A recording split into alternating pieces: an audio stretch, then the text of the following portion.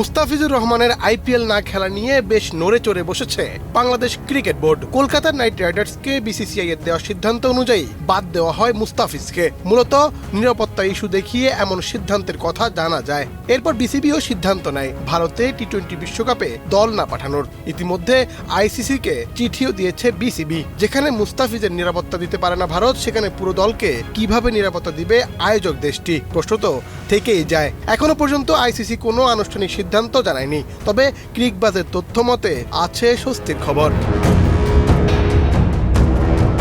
এবারে আইপিএল অকশনে অনেকটা কারাকারি করে 9,20,00,000 রুপিতে মুস্তাফিজকে দলে নেয় কলকাতা। এরপর কলকাতার উগ্র সমর্থকদের নানা আন্দোলনের চাপে পড়ে বিসিসিআই কলকাতা নাইট রাইডার্সকে নির্দেশ দেয় মুস্তাফিজকে বাদ দেওয়ার। মূলত ভারত ক্রিকেট বোর্ড মুস্তাফিজের নিরাপত্তা না দিতে পারবে বলেই এমন সিদ্ধান্ত। এরপরে বেঁকে বসে বাংলাদেশের ক্রিকেট সমর্থকরাও বিসিবি। ইন্ডিয়া আমরা যাবো না, তারপরে ভেন্যু যদি আইসিসি ঠিক করে যে বাংলাদেশের খেলা হবে বা শ্রীলঙ্কা খেলা হবে, সেটা অন্য ব্যাপার। বাংলাদেশের ক্রিকেটারদের সুরক্ষা নিরাপত্তা আমাদের প্রথম কাজ, এবং আমাদের ক্রিকেট নিরাপদ রাখার জন্য যা যা প্রয়োজনীয় পদক্ষেপ নেওয়া দরকার আমরা সেটা নিব ইনশাল্লাহ। শনিবার রাতেই ক্রীড়া উপদেষ্টা আসিফ নজরুলের ফেসবুক পোস্টে নিশ্চিত হওয়া যায় ভারতের এমন সিদ্ধান্ত বাড়তি চিন্তা বাড়িয়েছে দেশের ক্রিকেট পাড়ায়। তাই তখনই বোর্ডের কর্তাদের সাথে ভার্চুয়াল মিটিং করেন ক্রীড়া উপদেষ্টা এবং রবিবার আবারও মিটিং করে আইসিসিকে চিঠি দেয় বোর্ড।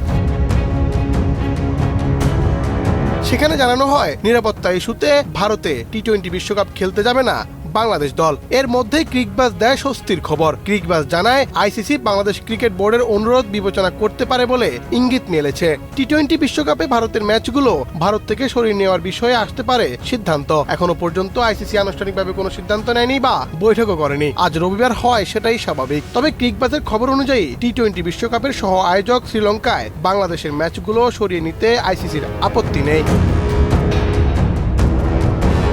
বাংলাদেশ বোর্ডের এই অবস্থান মূলত ভারতীয় ক্রিকেট বোর্ডের একটি সিদ্ধান্তের প্রতিক্রিয়া। বিসিসিআই সাম্প্রতিক পরিস্থিতির কথা উল্লেখ করে কলকাতা নাইট রাইডার্সকে বাংলাদেশি পেসার মুস্তাফিজুর রহমানকে ছেড়ে দিতে নির্দেশ দেয়। যদিও সাম্প্রতিক পরিস্থিতি কি তা স্পষ্ট করেনি বিসিসিআই, তবে ধারণা করা হচ্ছে বাংলাদেশের সংখ্যালঘু হিন্দুদের অত্যাচারের সঙ্গেই বিষয়টি জড়িত। এর আগে বাংলাদেশের গ্রুপ পর্বের ম্যাচগুলো ভারতের ভেন্যুতে হওয়ার কথা ছিল, কলকাতায় 3টি এবং মুম্বাই 1টি। এই বিষয়ে আগামী 1-2 দিনের মধ্যেই সিদ্ধান্ত আসতে পারে শ্রীলঙ্কায় কিভাবে হবে বাংলাদেশের ম্যাচগুলো।